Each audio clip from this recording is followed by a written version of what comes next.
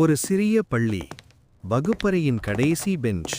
தலை குனிந்து Lucy உட்கார்ந்திருக்கும் ஒரு பையன். பாடம் அவனுக்கு புரியவில்லை.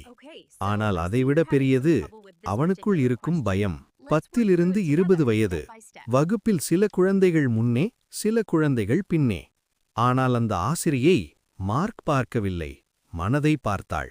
20 to 30 வயது. உனக்கு படிப்பு வரலன்னா பரவாயில்ல, நம்பிக்கை மட்டும் விடாதே. அவள் சொன்ன ஒரு வரி அந்த பையனின் வாழ்க்கையில் முதல் வெளிச்சமாக மாறியது. 30 to 40 வயது.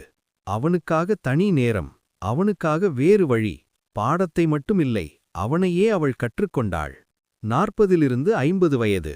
மெதுவாக பயம் குறைந்தது. கண்முன்னே கனவு பிறந்தது. நானும் முடியும் என்று அவன் முதல் முறையாக நம்பினான். 50 to 60 வயது. அந்த கடைசி பெஞ்ச் பையன் பின்னாளில் இந்தியாவுக்கே கனவு கொடுத்தவன். ஒரு ஆசிரியரின் நம்பிக்கையால் ஒரு நாட்டின் நம்பிக்கையாக மாறியவன். அவன்தான்